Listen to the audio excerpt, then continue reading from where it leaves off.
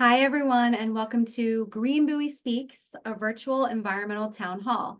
I'm Ashley Diaz, the Sustainability Manager, and in a few moments, you'll hear from others on our team and Council Member Wanda Rogers. Very quickly, I'd like to lay the ground rules. There's really just a few. You should already be muted, but in any case, just try to always stay muted if anything happens. And if you have any questions, just put them in the Q&A box. We won't be answering questions in any other way, no raised hands or anything like that. So just use the Q&A box, please. After this webinar, you will each receive the recording along with some follow-up information, links and resources, and all of our contact information. And you can look for that by the end of this week. This town hall is the first of many. You'll hear more about our new upcoming environmental action plan shortly, but as an FYI, we will be working with a consultant this year to have a new plan made, and during that process, the consultant will hold a series of stakeholder meetings where we can really gauge what environmental programs are most important to residents and what you all would like to see, and the majority of those will be in person. So this town hall is sort of a soft launch to that, and a way to make Green Bowie more personable to you all. It's an opportunity to learn a bit about what we do and to ask questions that you all may have been wondering about. So with that said, I want to start off by introducing my supervisor, Joe Miner, the Director of Planning and Sustainability, who I've had the honor of working with and growing under for 7 years now. And he's really helped to shape all forms of planning and sustainability in the city. So Joe, I will turn it over to you for an intro and a few words. Thank you, Ashley, and good evening, everyone. Thank you for joining us. I was hoping to just provide a little bit of context and an introduction for tonight's event. I am the city's planning director. I'm also known as the Director of Planning and Sustainability. I head up the department, Ashley's department, Ryan's department, and we do a number of other things. I've been with the city for a total of 34 years, spent a good bit of my career in the city doing planning and development review. I've been the planning director since 2002. And one of the things that we've always been concerned with is the physical growth and development of the city. And over the years have really tried to stick to the plan, the master plan for Bowie. And as we have evolved into the current times, I think that there really is more of an emphasis on sustainability, not just in the city, but all throughout the country. And so in a sense, our department has evolved mainly to planning for growth for the future through the lens of sustainability. What we are also doing, in addition to the things that Ashley and Ryan do, is we're involved in trying to improve the transportation system of the city. We've hired a transportation specialist, Mr. Ridwan Coker, who is helping us with a lot of greenhouse gas reduction actions in accordance with the Climate Action Plan.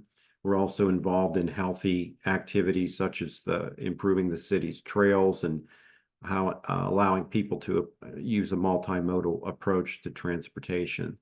And so we've really moved in the direction of a sustainability department, essentially.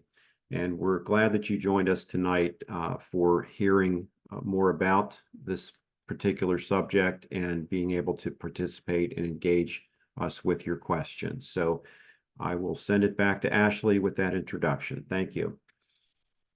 Thank you, Joe. So well said. Everything that you said was just awesome. With that, I will turn it over to Councilmember Rogers, who is also the council liaison for the Green Team. So she's involved with a lot of the green projects and events. She's a sustainability champion. So we're really happy that she could be with us tonight, and send it over to you, Councilmember. Thank you, Ashley, and good evening, everyone. It is my pleasure to be here. I just want to tell folks a little bit about myself. This is my first political endeavor, so first time running for political office, and what better place to start than my hometown of almost a quarter of a century, Bowie. So I sincerely appreciate being here. Environmental issues are very important to me. When I have an opportunity to talk to folks, I tell them that my niece, my sister's daughter, is the director of the Delaware Department of Natural Resources and Environmental Changes. and she oversees climate, coastal, and energy. And she talks to me about windmills being in the ocean that are encroaching on Delaware's, I guess we would call it border here in the state of Maryland. But one thing we talk about is the environment and what we can do to make it better. So again, I thank you for this opportunity. I also want to mention that I am the president, the current, and the president for the next year of the Greater Bowie Chamber of Commerce. I have been a part of the chamber for several years. My husband owns a real estate brokerage over in Pointer Ridge section of Bowie. And as a result of owning that business and me having a small consulting company, we got engaged with the chamber. So businesses are very important to me. And we always talk to the businesses about being conscious of our environment because they play a big role in that. So with that being said, I'm appreciative of your time and I'm not going to take advantage of it.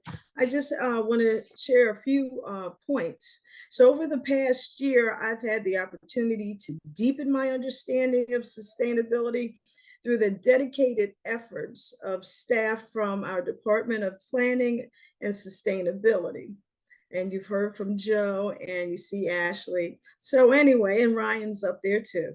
This journey has been enriched by the invaluable contributions of many volunteers and the numerous events that they've hosted. Together, we've fostered a community committed to sustainable practices and environmental stewardship. As we approach the end of the sustainability plan from 2016 and the climate action plan from 2020, we look forward with great anticipation to the development of a new environmental action plan for fiscal year 2025. I intend to support this transitional phase and new plan as we aim to build on past successes and set even more ambitious goals for the future. While having clear goals and objectives outlined in our guiding documents is vital, it is equally important to translate these plans into tangible actions. This is where true progress happens. I believe this juncture offers a prime opportunity for us as City Council to align our efforts through the creation of a new strategic planning initiative, ensuring that sustainability goals are fully integrated into the broader vision of our community. I will work with my colleagues to make sure this happens. My vision for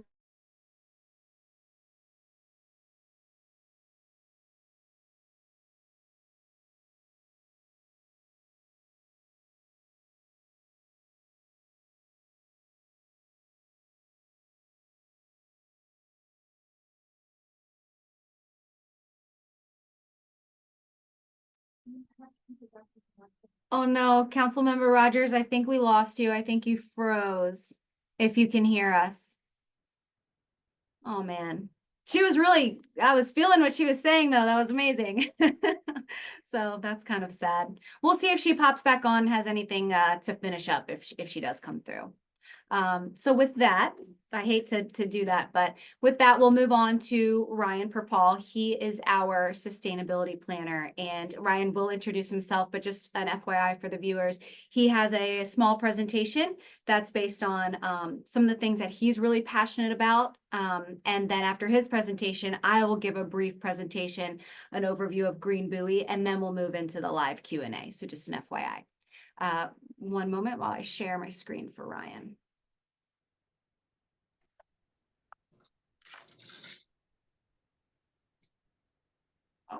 Put it into from beginning. You can see it okay? Yes, that's Okay. great. All right, thank you so much. Thank you all for having me here.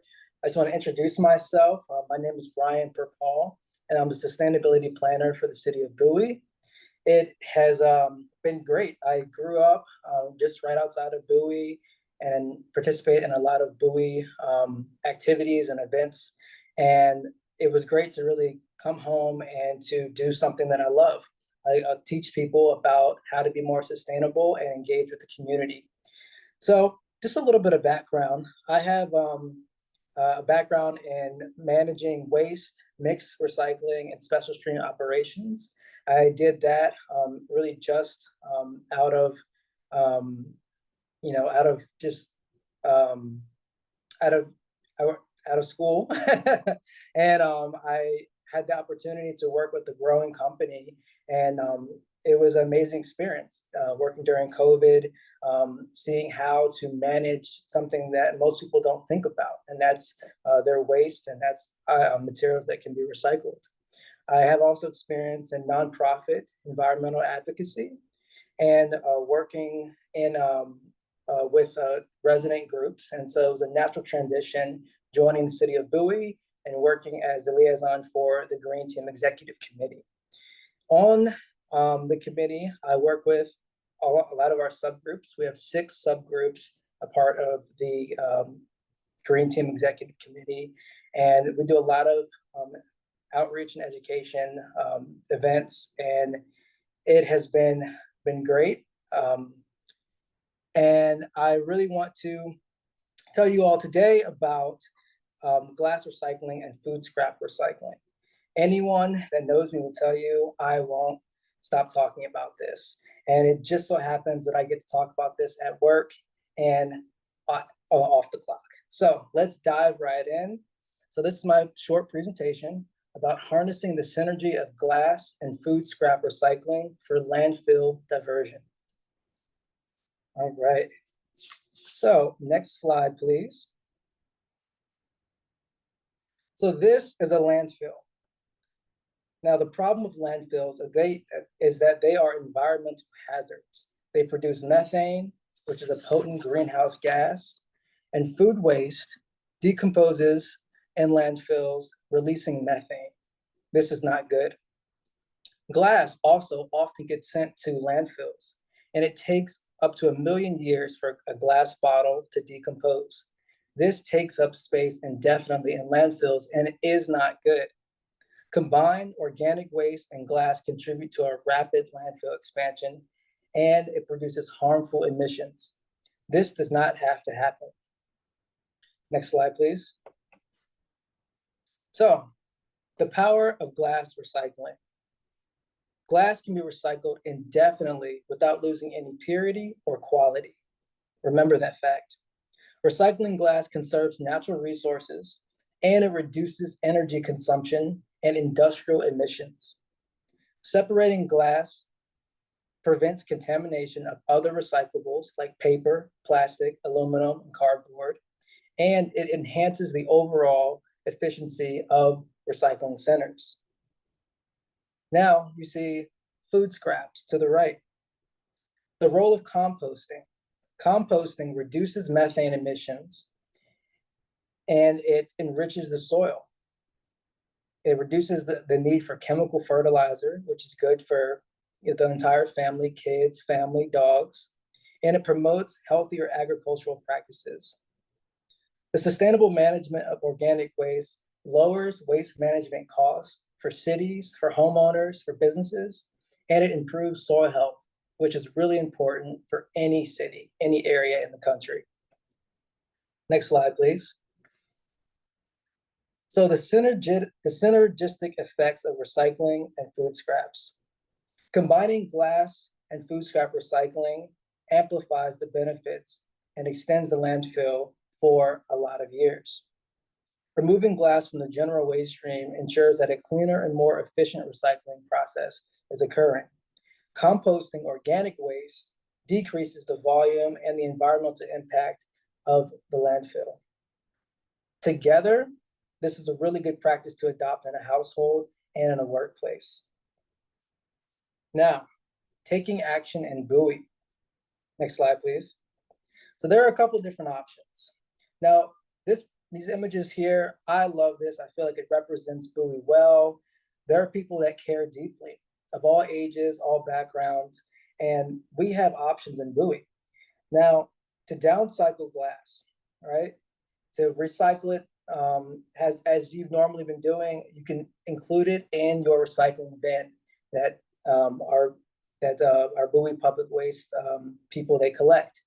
That glass is going to be downcycled, which is still very important because it's sorted and it's used for landfill cover and construction material, which is also needed. Now, if you would like to recycle your glass so it turns into new glass bottles, there are outlets in our nearby town of College Park. You can go there. They have expanded a program where they have purple bins around the university campus where the public is encouraged to bring their glass bottles. Simply put them in a box, save them up for a month or two, and as you find your way over there, you can drop your glass in those bins and it will be recycled into new glass containers. We are looking into seeing how we can have these containers in Bowie, and I will be sure to send out email notifications on how you can participate in that process in the future. But for right now, that's the best option for glass recycling. Composting, we're going to get more into that in Ashley's presentation, but we have many different options in the city. And a place that I frequent almost daily is the Ken Hill Center. And we have a drop-off center there where you can bring your food scraps from home, from work, and drop it off. And we have pickups, regular pickups from that location. And all of that food scraps gets turned into compost. So it's a really great program. And it's a great location too. There's a nice field and community garden there if you want to make a whole day or evening out of it. All right. Now, thank you all. If you want to know more about glass recycling and the potential for that in Bowie, and if you want to know additionally about the Green Team Executive Committee or different composting options, please reach out to me and let's work together to preserve our planet for future generations. And let's all embrace food scrap recycling and glass to glass recycling. Thank you. Wow, thank you so much, Ryan. I love everything you said, obviously. You did a great job. There was a lot of great information for people. I will go ahead. I'm still screen sharing, right? You all can see this? Okay, thanks everyone. All right, so I will jump into mine. I'm going to try to move through quickly. There are, I think 12, 13 slides, so we'll move through kind of quickly. But as you think of questions, if you already have questions for either Joe, Wanda, or Ryan, put them in that Q&A. I have not checked it yet, so people may be doing that, but FYI to do that. So jumping in, if you're interested in an agenda of what I'm going to go through on the right, but I hate wasting an entire slide on the agenda, so it's there. I want to start with what sustainability is. So sustainability is the ability to provide for our needs today without jeopardizing the needs and resources of future generations. And oftentimes people think it only includes the environment, but actually it's what we call a triple bottom line. It includes people, planet, and profit. All three need to be working in unison for something to really be sustainable. So now that we have a division, which we'll dive into in a second, but now that we have Ryan on staff, we have a few positions here, we're able to focus on those other aspects of sustainability a little bit more. So one of the questions we get all the time is, what is Green Bowie? And I wanted to kind of use this presentation to address that. So Green Bowie is an umbrella term for all of the green efforts in Bowie, and it encompasses staff, the volunteers, which you'll also learn about more in momentarily, and the events, whether it's a city event that we attend or events that we staff or volunteers run or host. So all of those can be put under that umbrella term. And for reference, our department is now planning and sustainability, and the planning department that Joe has been heading up for years, as he mentioned, it's gone through a few different iterations. It was planning and economic development, planning and community development, but now we are planning and sustainability for about 2 years now, and really shifting a lot of the focus to sustainability efforts. And even within the planning division, there's a watershed manager and a transportation specialist. And both of them, although they're not in the division with Ryan and I, as you can see the breakdown here, we work with them a lot because the transportation planner is looking at similar things that Ryan and I are looking at, and the watershed manager as well. She hosts stream cleanups and things, and we help do a lot of the advertisement. So we have this really nice cohesion within our office that we're all working towards these goals.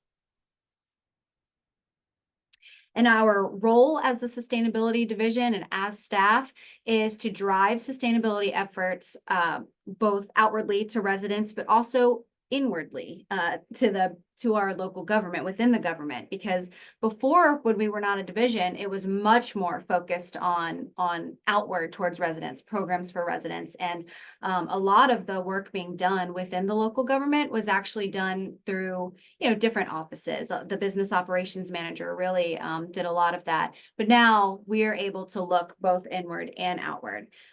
We're able to work with council to achieve their goals and to have their strategies and goals implemented into our work as well. The green team and all of the volunteers were able to support them and help brainstorm ideas and host events. And educating is one of the biggest things that we do the most, honestly. So Ryan writes the monthly e-newsletter. We work on the website. We do the Instagram. We do flyers for really all of those sustainability efforts, both for residents and within to our fellow staff here. Okay, so our approach to sustainability is three-pronged, and it consists of our plans, which also sort of encompasses policies and things like that too, but mostly our plans.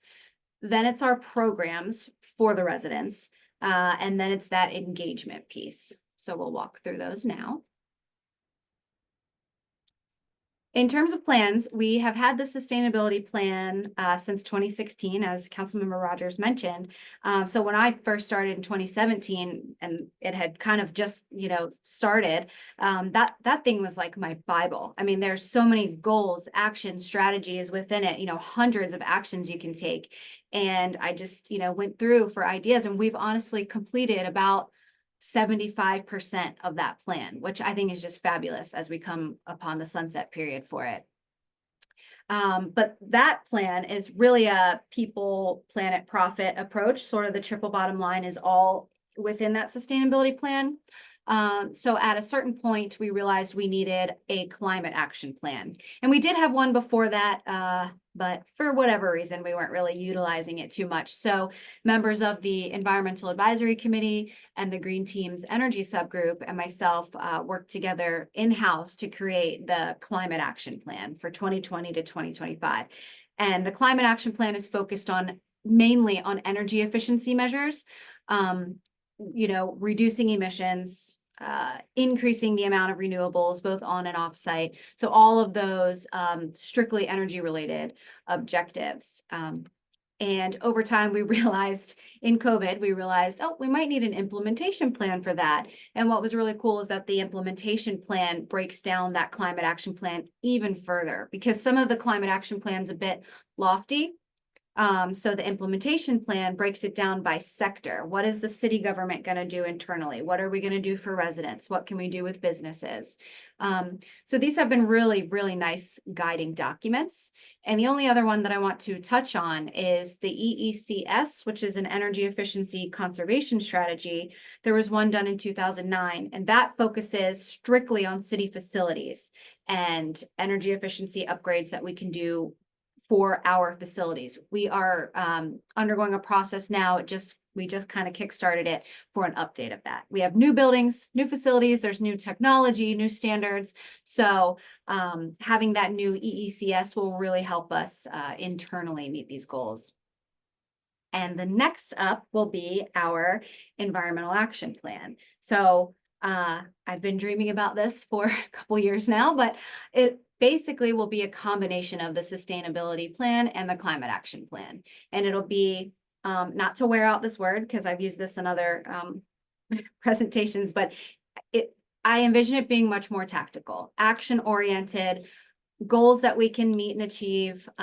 So, it will be incorporating both of those elements of sustainability and energy efficiency, but it's going to be a bit shorter than the sustainability plan maybe about a 7-year plan. So again, as noted, we will have stakeholder meetings. We will have a lot of engagement with residents because we want to make sure, what we are envisioning here in the department does still reflect what the residents want and what council wants. Part 2 of our 3-pronged approach to sustainability is our program. So everything that we offer to residents. And this is not a complete list. It's relatively complete though, but we do even more. So things like selling the backyard compost bins, the food waste curbside program, which shout out to Public Works for always helping us with that.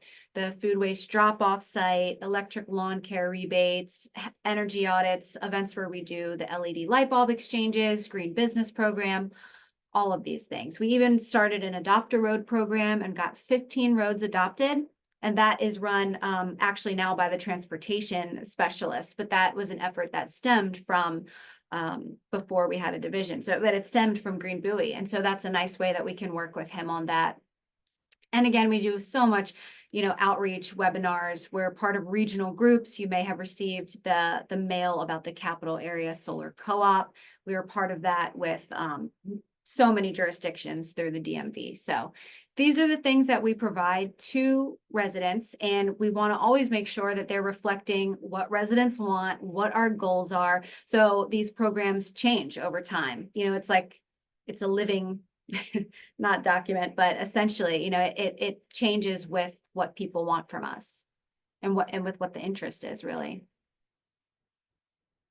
And then the last piece is the engagement. And it's really important to have the engagement piece because you can have your plan and you can offer programs, but if people aren't engaged and they don't know about what's going on, will they take advantage of the program? Will they understand the reasoning behind it? So for us, a big piece of engagement is through our volunteers, and our 2 main committees that have to do with sustainability are the Green Team Executive Committee, which can have up to 12 residents, as well as a high school non-voting member. And then on the right here, you see the subgroups. So there's the multimodal access and public spaces. They call it MAPS, but they're focused on trails and connectivity and biking, and they work a lot with the transportation specialist. Energy, green schools, natural resources, food, health, wellness, that's one group. And then a brand new group is recreation, outdoor recreation. And so there will be a whole, new set of events and things coming up from that subgroup. And then we have the Environmental Advisory Committee, also known as the EAC, and they are much more policy oriented. They also can have up to 12 members with a student member. Both committees have open slots, by the way, if anyone is interested. We always need volunteers, but honestly, having those 2 committees working with us is really key to our success in the city, and we couldn't do it without them, honestly. And this is a picture of the folks from the natural resources subgroup of the Green Team. Just following up on engagement and volunteers. So there are some events that the Green Team or one of the subgroups will host. So Weed Warrior, Monarch Waste Station cleanups, transplanting events, all of those, like this pretty graphic down here Ryan made, those are all hosted by Natural Resources. The Green Schools Forum, the Green Schools subgroup hosts that every year with key players from the schools, also with the superintendent. So there's really some great opportunities here. All of the subgroups host workshops and things. So just a few ideas to kind of show you what they're doing. And then when it comes to some of these larger events that the city runs, sometimes we'll both be present. So sometimes, Bowie Fest, Memorial Day Parade, International Fest, you may have the Green Team walking as volunteers, but you may also see myself or Ryan as staff saying, hey, here's what we provide to residents. And we kind of share that information. And of course, the Green Bowie Veterans Day 5K, which is an event that came from the sustainability plan. When I first started, I saw that. And to be clear, that event could not be done without the incredible team that we have behind the 5K. But I always love going back to the fact that it came from an idea in the sustainability plan. And so that's why it's Green Bowie focused. So we love having all of the volunteers there, with staff running it. And big shout out to all the staff that help out with that event. It's really great every year. So with all of that said, where are we now? Unfortunately, this data is from 2022. We receive data pretty regularly from COG, if you're familiar with the Council of Governments. However, we haven't received an update since 2022, and we will be getting one soon. Just a caveat there. But as of the end of 2022, you can see from 2005, we have reduced our emissions, and this is actually COG's goal. So it's wonderful how much we've reduced. We have not yet met our goal as stated in the Climate Action Plan, which was actually a 50% reduction in emissions from 2015. If we had done that from 2005, we would have met it, but we tried to be a bit more aggressive with the 2015 measure.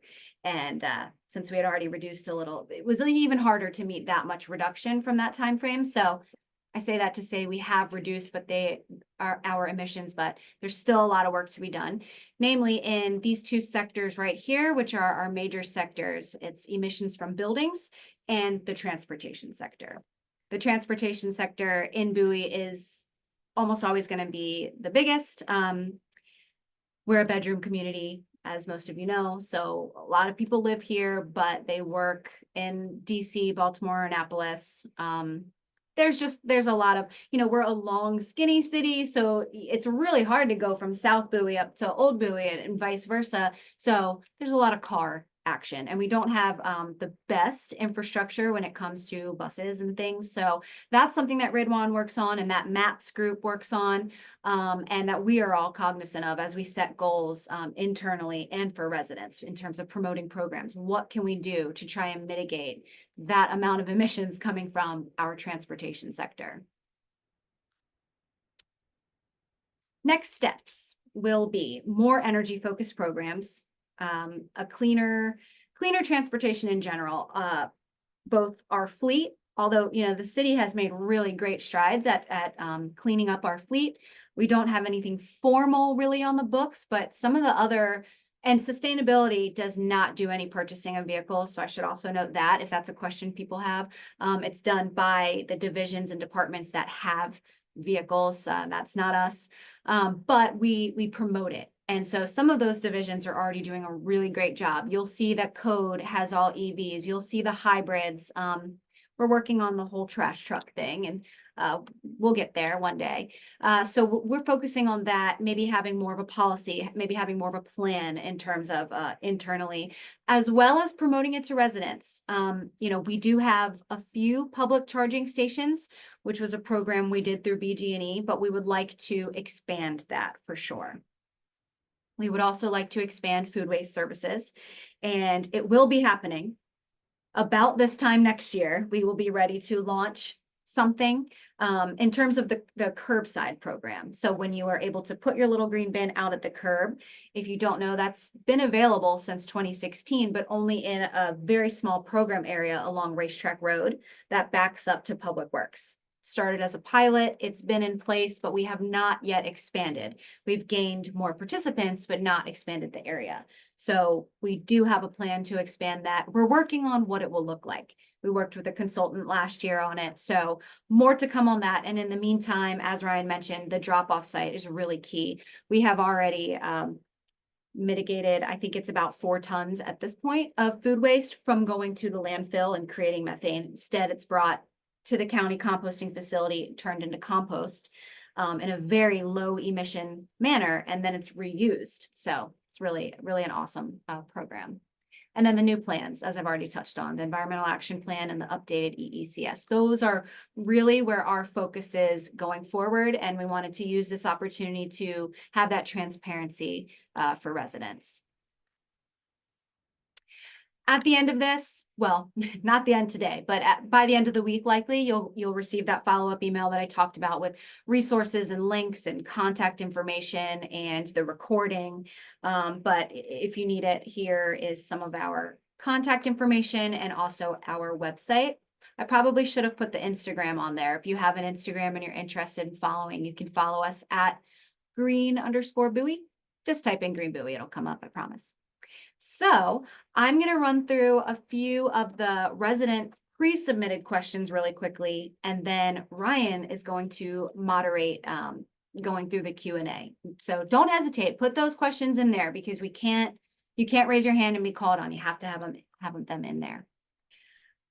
So one of the first submitted questions, this one was submitted multiple times, worded a little bit differently, but residents want to know, does the city have a vehicle electrification plan? As I mentioned, no. We do not have necessarily a set plan. We are working on a policy that should be approved by the end of summer. We do have a lot of good movement, as I touched on, but we need a more concrete plan. I can definitely be honest in that arena, and it's something that we're working on. Definitely for our fleet, and as well at the same time for residents, just educating residents so that they can make the best, most informed decision if they are EV curious or hybrid curious. Will there be a second solar farm? That's a great question. I have to give a lot of props to Maddie Bizzurdo, who is our business operations manager. We started work on the same day 7 years ago, and she immediately started working on the solar farm, the first set of the first array that we have. And it took a lot of stress and a lot of years to get that launched. It is successful and it's launched. If you don't know that we have a solar farm, when you go to the Green Bowie webpage, you can click solar and read all about, we have panels on multiple facilities, but this is actually an array through a PPA on city-owned property. Anyways, I don't want to, speak out of turn because that's actually Maddie's project. From what I have heard, we will be having a second array coming by 2025, I believe. But if you have specific questions, I would suggest reaching out to her. Food waste expansion and drop-off sites, the plan, as noted, is to expand at the beginning of FY26. So all fall, we'll be formulating what that will really look like based on what we were given by the consultant, based on what you all say and what you all want, and based on what council would like. And we'll be formulating that and submitting it for an FY26 request. And then hopefully it would be approved because it would be in line with what they already want. And we'll be able to hit the ground running this time next year for an expansion. Another question we get all the time is, why doesn't the city participate in the rain check rebate? It's a simple answer. It's because of our stormwater permit. So the county has a phase 1 MS4 permit for stormwater, maintenance of stormwater. Because most of you probably know, but if you don't, water literally from rain and storms runs off and can create issues if it's not channeled in the correct way. And all of that runoff goes to the bay. And so there are things that we have to do as governments to make sure that our stormwater is meeting certain standards. So the county has a phase 1 permit. We have a phase 2 MS4 permit, which makes us different. So we're focused on stream restoration and larger stormwater ponds, a little bit of different projects, and there's different things that we have to do. So we don't tax residents the rain tax, whereas the county does. So if they're taxing residents the rain tax, they then have a pool of money for rebates for different things. We don't have a pool of money for it. You're not taxed for it. If you go and look, that tax is only done by the county, and it's based on the amount of impervious surface on your lot. So that I'm not sure that's a route we would ever go. If we were to offer our own programs, it would be through the watershed manager, and it would be just, like I said, as we hear of things, we create programs, and it could be something that she creates. It could be just an educational component that she creates if people are interested in what they can do. But yeah, we don't have the tax, so we don't have the rebate. And lastly, what is the city doing to alleviate tree of heaven and spotted lanternfly populations? Well, we certainly aren't planting tree of heaven, and we are not purposely trying to spread either of them. I can tell you that much. We only, for the most part, plant native species, whether they're canopy trees or understory trees. So whether they're the big ones that will grow to be huge, or smaller, more ornamental trees, we try to keep them native, or at least as close to as possible. We're not planting tree of heaven because it's invasive. It is everywhere. It almost kind of looks like a fern and a palm tree together. It's weird. So, the most we can do is educate residents to not plant it, or if you see it coming into your yard, to try and get rid of it. but it's sort of a hands-off approach for us. I mean, we don't have much of a role there. And when it comes to spotted lanternfly populations, we have made graphics and handouts about it in the past. We probably should do another push of that. Hey, this is what it is. If you see this, you can kill it. I mean, if you feel called to, because it is invasive and it doesn't have any predators in this area, so it can predate on all the, is that the word? You know what I'm saying? It can attack all of the native bugs and things. So they can be an issue. Okay, that's it for my presentation and my answers to the resident submitted questions. So Ryan, I will end the slideshow and stop sharing. 1 second. Okay. All right. Okay, we have 3 questions. All right, the first one is, are there plans for more native plants to be planted around the stormwater drainage ponds, such as the one in Somerset? Yes. Actually, we have a pilot that's at the Midwood Stormwater Pond. So last September, we planted a monarch, a pollinator sort of way station area at the top of that pond, as well as along the ring along the water to try and help with erosion. So there were tons of all native plants planted both along the ring as well as at the top, creating that bit of habitat.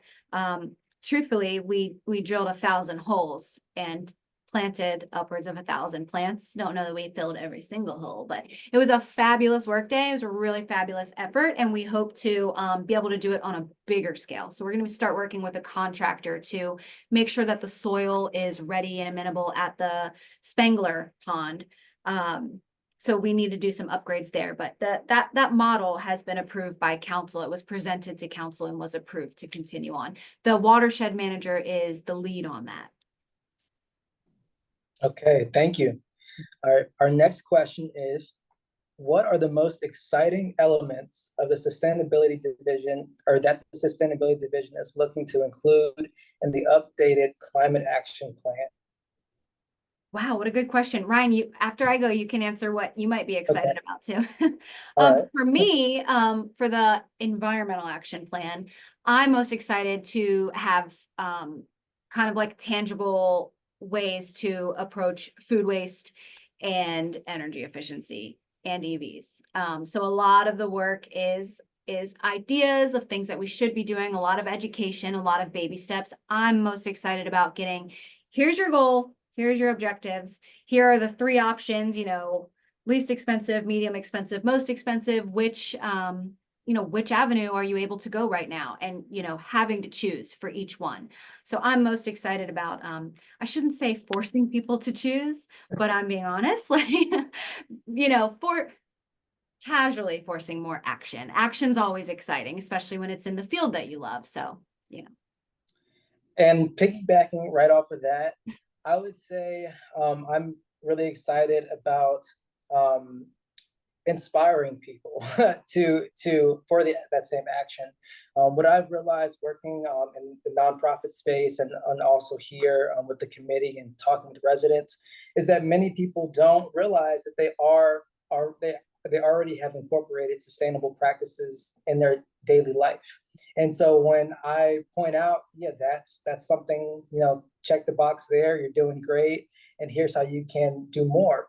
Particularly with composting and dealing with food scraps, I think it's eye-opening when people realize that their trash can be super light or almost empty, that they can recycle and reuse and make positive, more sustainable choices in the grocery store, and then in the kitchen preparing, food for their family, but also it's the summer having cookouts, seeing the difference in what you're putting out to the curb and versus what you're taking to a compost or a food scrap drop-off place. I think that's exciting for me. I love seeing that aha moment where they realize that almost everything can be recycled if you really choose wisely. So I'm really excited for more programs and more partnerships to connect with people on those topics. such a good answer. And you're so right about that because the EPA estimates our waste streams are 25 to 40% food waste, but I think Ryan and I both think anecdotally that it's definitely closer to the 40%, if not more. Look in your own trash can. I mean, you know, you throw your food, your scraps, rinds. I mean, if you're not composting it, it's going in there. So when you're taking out upwards of 40% of the trash, I mean, you're so right. And also, Ryan has created, I have them on my door. I just want to make sure the 25 acts of green. Yes. Yep. 25 acts of green, both for the workplace and then the other ones for the home, right? Yes. And both of those are on. So if you go to the Green Bowie webpage, there is, you know, as the homepage, there's a dedicated page for it. So you can just look for that with the acts of green and the green sustainable living tips, I think it is. And so, yeah, they're really easy lists, easy to process, you know, not too overwhelming, not, you know, it's not 100, but it's not 5. It's a nice solid 25 big ticket items that you could do. But even though they're big ticket, a lot of them are easy or you're already doing some version of it. So check out the list that Ryan created. Yeah, I mean, it's a good idea to even if you want to print it out, put it on your fridge and check off, you know, the ones that you're already doing, and then you have a constant reminder of what can we do, what can we do in the next couple of weeks, or what's a goal for the family. So think about that. We're going to be expanding that page and spreading more knowledge about those topics on Instagram, Green Bowie on Instagram. So please follow. And let's move on to another question. Okay, so this question is, do you have any targeted education outreach for the Latino community? We do not.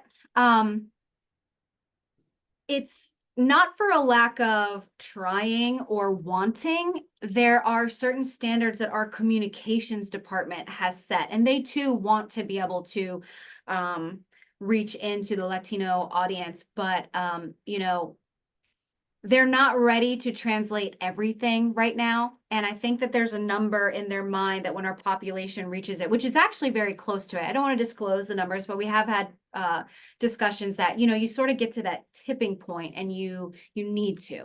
And so we've had some discussions about including Spanish language documents, but then I think there's just the fear that, well, then if we can't do it all, you know, how do we pick and choose? And so all of our things, outreach needs to be approved through the main comms channel as well. So it's an ongoing discussion. It's something that the communications director is very interested in, just in terms of like time constraints and that goal that was set, you know, I think even by people above her. So she's just keeping that in her mind, getting ready and gearing up for when we're really ready. But it's definitely a topic of conversation. I appreciate the question. I appreciate being able to answer honestly that at this moment we don't, I mean, I speak a little bit of Spanish, but that's just me personally. So it's something, it's a goal for sure. I'll leave it at that. And I'll just add to that, walking around Bowie Fest, there are a lot of multicultural organizations represented there.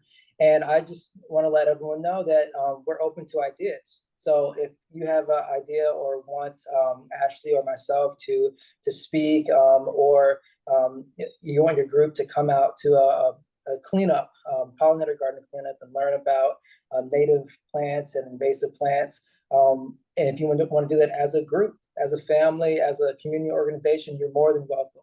We're looking to partner with all groups in the Bowie community. So please reach out and let's work together on ideas on how we can communicate better. All right. So next question. All right.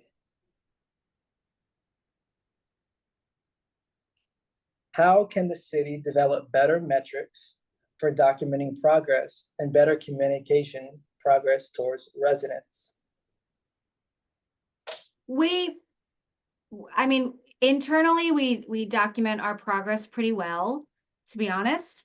You know, we receive data from COG every 2 years, and that's something that they do for all the local jurisdictions. They are looking at tons of data, BG&E inputs, vehicle miles traveled, you know, everything, and they give us that. So we are already getting that. Internally, each year, we're tracking by using the sustainability plan, which I've created a matrix to track that, and the climate action plan implementation plan. We track our progress on each and every goal. So sometimes it's a little bit difficult to relay to residents, because it's sort of like, where's the in, like we did this, or, we try to do our relaying of that to residents through the engagement piece. When we're having a conversation, when we're at an event, oh, did you know about this? Oh, the city's actually working on this. I will say, yeah, it could definitely be better. We wish that there was maybe a dashboard on our homepage, and maybe that's the way of the future, although we've talked about this for years, but I feel it coming closer, to having a dashboard, this many solar panels, this many homes in the curbside program, sort of like a key indicators of sustainability with residents. That would be really great. So it's something that we could do better. We hope that the creation of the new plan may even give us some ideas. This consultant may have ideas of how to be really upfront about tracking. And of course, we'll start a new version of tracking. We have all new goals and things to track. One last thing I want to add is that each year we publish the State of the Environment report, and that's a public document. And that really has where we're at for everything. So it has everything that our green groups have done, everything staff has done, staff even outside of our department. So we look at, how much public works collected at their styrofoam collection events, how many street trees, parks and grounds planted. A lot of these things are sustainability adjacent. We don't run them, but we collect the data from them and we put it in this report every single year. It's a little hard to advertise a report, so it's there, but it's not, so something to look for. And maybe this year we can create a specific graphic for it, Ryan, just to say Yeah, it's live, check this document, kind of a thing. yeah. And I will add to that. I was blown away when I initially looked into all the reporting. So it is there, and what we can do is what I can do is I can link some of the latest reports, such as the State of the Environment, in our monthly Green Bowie e-newsletter. And if you're not signed up, please get signed up. We have it right on the website. If you go to Green Bowie, there's a bunch of links where you can sign up. Yeah. And that's the main avenue that we as a division can communicate better, because the metrics are there. There's a lot of work put into it, and it's really eye-opening. It's really good. There's a lot of energy there. All right, so thanks for answering that. The next question.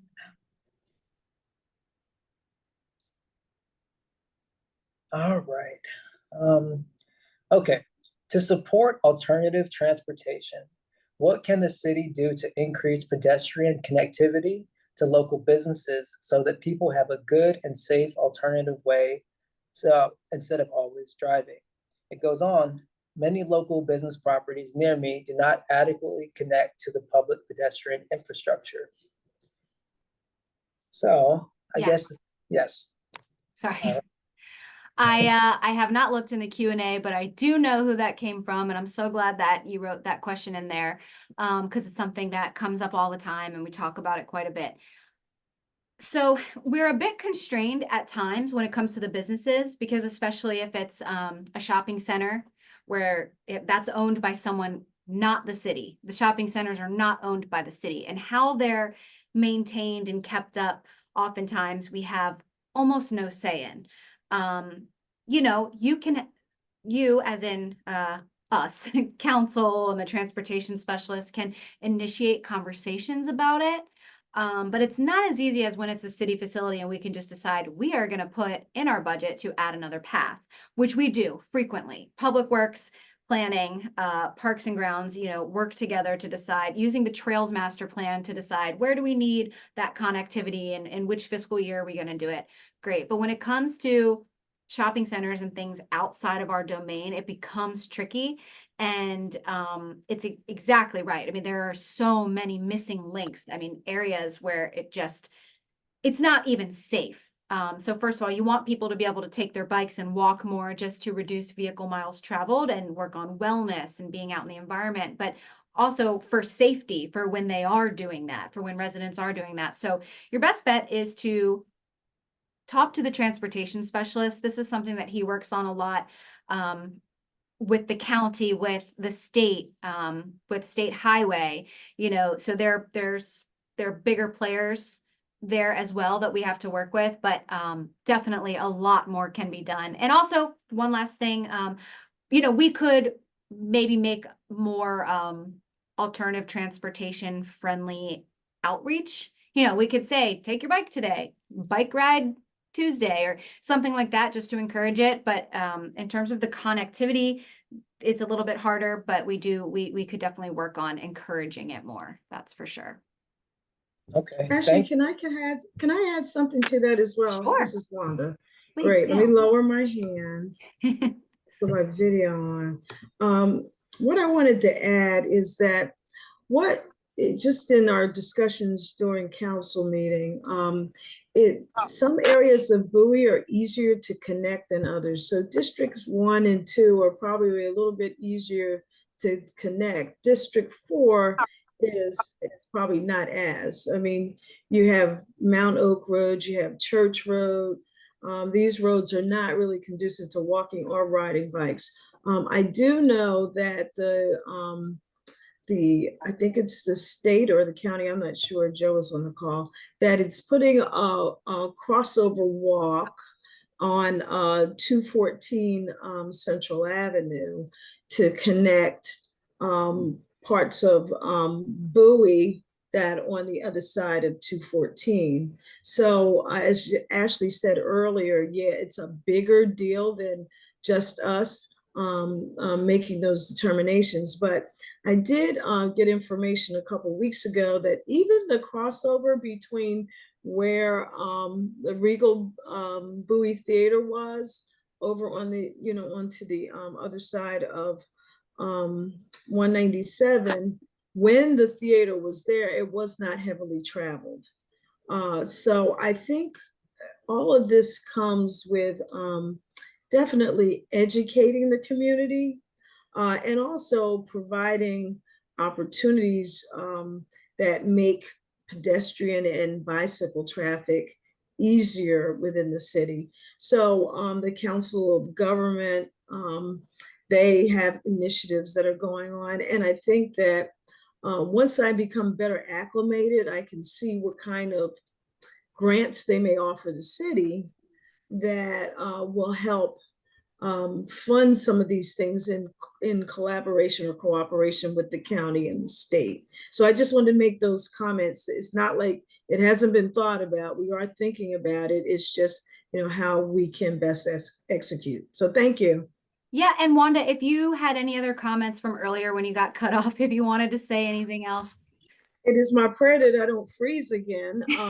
But what I wanted to do, change is not easy. What we're talking about now is change. It's not easy. It takes education and it takes time. So we recognize that. And I think we are fortunate to have a council that is very aware of what's going on in our environment and are very supportive of moving forward with the efforts that the Planning and Sustainability Division has come up with, as well as other initiatives that are going on within the Prince George's County community in the state of Maryland. But looking ahead, I have several initiatives that I'm particularly passionate about, and Ashley and Maya may have mentioned it, but I want to mention them again, and I'm eager to support them. And these include transitioning to a cleaner fleet, especially for our heavy duty vehicles, and increasing the number of public EV chargers in our city parks, expanding our food waste services, and knowing that food waste makes up 40% of the waste stream, adds a lot of emissions to landfills. So I'm happy to support the expansion of this service, which has already begun through the curbside drop-off site.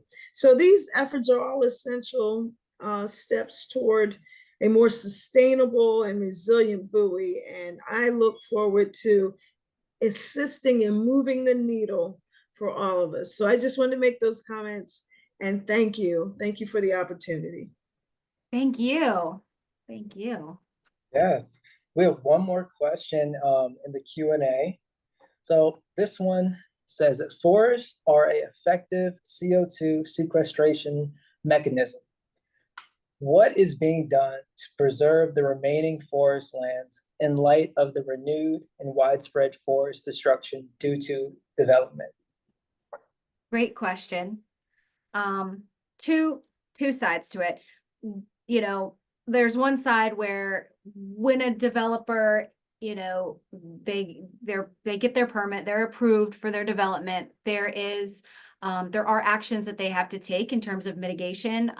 Sometimes it's in the form of it's a monetary thing, but more often than not, it's a reforestation. So it's however many trees are taken down, an equal sort of amount are planted elsewhere where might be needed. Sometimes they go to sort of like a bank area, which could be problematic. Full, you know, transparency here, but oftentimes we're able to reap the benefits within Bowie. They're going to, you know, use a lot of native planting around the development, add in the equal amount of trees, but regardless, it's always quite shocking when you see that whole swath of trees taken down. It's definitely a little bit jarring, especially along 301, where, you know, it's heavily forested. Always has been from South Bowie all the way up to Crofton, you know, so it can be very jarring. And even some of those elements in Crofton where you see them coming out too. So on our end, what we do, this program is actually run through the watershed manager, but we have a program where residents can have trees planted for free. So if we can't on our own repopulate and do reforestation projects, you know, in the areas where they were taken out for approved development, what we can do is promote it to residents. So we have, it's called Plant One Tree on Us. We're actually reworking it right now. We're in the process of reworking it, making it bigger and better and even more turnkey, if you see what I'm saying. But it's going to be a more streamlined process, and residents can choose a native tree or two and have it planted. Again, turnkey. It's a whole very easy process, but you get educated on the type of tree, what it needs, what it does, where it should go, and all of that. So on our end, we try to really work directly with the residents to let them know what they can do regarding trees. We post tons of information about trees, lots of graphics, lots of things in the newsletter. We have a website about a web page dedicated to tree canopy. We have a canopy goal, which is 45%. Canopy is sort of, some people don't know this, but the canopy is the connection of the trees throughout the city and how it creates habitat and shade and insulation and mitigates heat island effect. So the canopy in your city or town is really important. So for us, our goal is 45%. We're at about 44%. We get that information every 2 years as well. So through a similar way that we get the energy data. You know, there are thousands of trees that need to be added to jump from 44 to 45, but we're still pretty close. So feel positive about that when you drive by and see the barren land. And then also just wanted to add that we are very pollinator and native plant focused as well. So even where we're not planting trees, because sorry, I don't think I mentioned this element either. You know, Parks and Grounds, they do all of the street trees. So all of the trees in the public right away that you see, they're always so beautiful all over the city. They even do some of the roads for the county as well. So Parks and Grounds is constantly inventorying and adding in public trees. We do the trees for the residents and the education. Oh, sorry, I lost my train of thought for a second. But then aside from trees, we have enhanced efforts regarding native plants in general. So just having that, you know, you can't have just tree and then go straight to grass. You have this sort of this waterfall effect. Where you have sort of a meadow area in between. Those meadow areas are really important for wildlife and for just the flow of water and how things move, and sequestering carbon, which sequestering just means capturing. Sometimes people hear that and they get confused. Trees capture it. The oceans capture it, so sequester. So we do have a really enhanced focus on native plants and pollinator specific plants to help sort of paint that whole picture from top of tree down to the ground, sort of a thing. So if you want to learn more about that, we do have a web page dedicated to all of our pollinator gardens and things like that. You know, go to Green Bowie, it's on there. We also post about it quite a bit in the Green Team's Natural Resources subgroup. I mean, they run multiple small pollinator gardens, and they're constantly educating people about that. And they will oftentimes talk about trees, the importance of trees as well. They're very, very bee focused, bee and butterfly focused.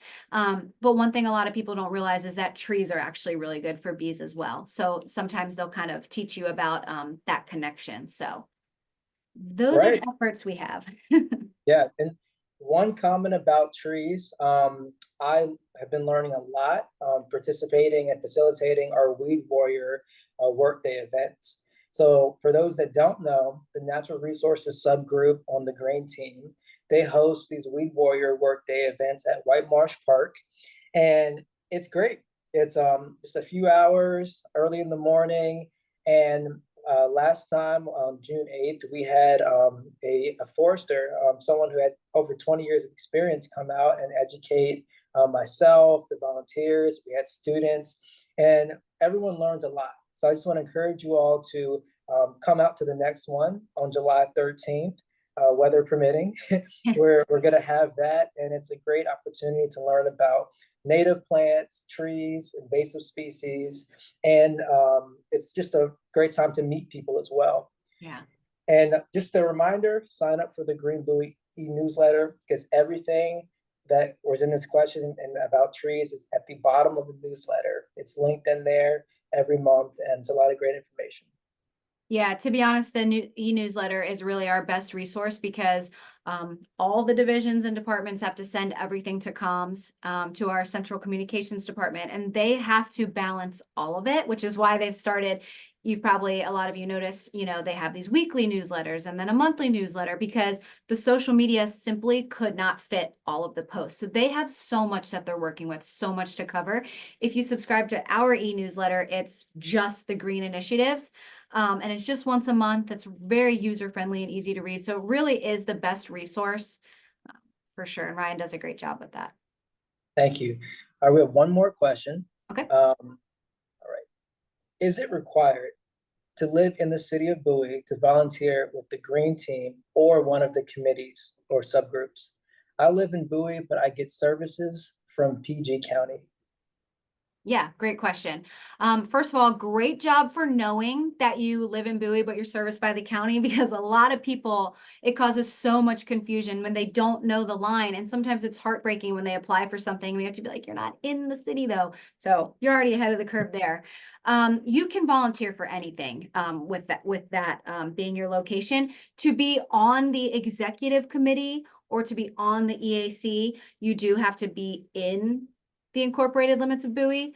But volunteering with them on a subgroup or at events, perfectly fine. I mean, we have people coming from, the Naval Academy will come up, different schools all around that are, not within the city, Northern Virginia. So people will come out just to help with the Green Team or to get volunteer hours or to get experience. So that's always welcomed. And if you are interested in serving, you could serve in the capacity of being on a subgroup and move into incorporated Bowie. If you want to be on the executive committee, just move on over. All right, so we have Any no more questions. last call? Yes. Speak now.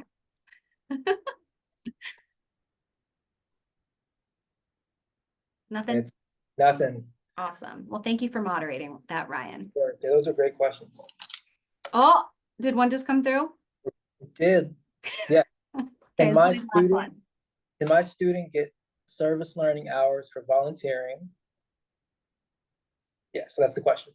Yeah, definitely email Ryan. He is the direct liaison with the Green Team and all of the events that they host, and all of their events are service learning hour oriented. If he's there, he can sign off on it. If he's not there and it's just proven that you were there, he can still sign off. Oftentimes we're on site, especially at Weed Warrior, we're always on site because there's tools and things. But yeah, send Ryan an email and he can let you know what upcoming garden cleanups and things are happening, and you can get the hours. But they always pick up in the fall.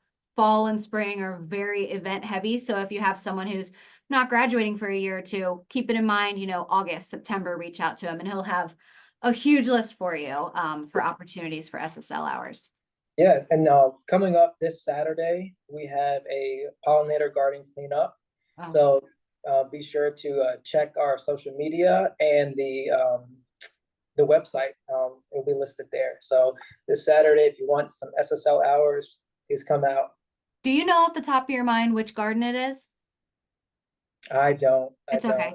Not Yeah. to put you on the spot. That must have Because been- yeah, because they have the 4 different gardens and they rotate the cleanup, it's hard to keep where they were. If he knew, he could tell you now, but if you're interested in this weekend, just email him. We are off work tomorrow, but he will answer you as soon as possible on Thursday. So that's it. Yes. Awesome. All right. Well, everyone, I want to say thank you again so much. Thank you to Ryan and Joe and Councilmember Rogers. And thank you to our IT support. And thank you for all the participants. This has been really wonderful. Great questions. I really appreciated having a venue to kind of talk about some of this. I know we get a lot of questions from residents like, are you green team, green buoy? What is this? Who is that? What's the difference between you and Ryan? So it's so nice to be able to lay it out and to just have that engagement from residents. And I will be sending the follow-up email with all of the resources and things in it. So if no one has anything else to say, right? Okay. All right. Well, then on that note, we will end. Thank you all so much. Have a wonderful night.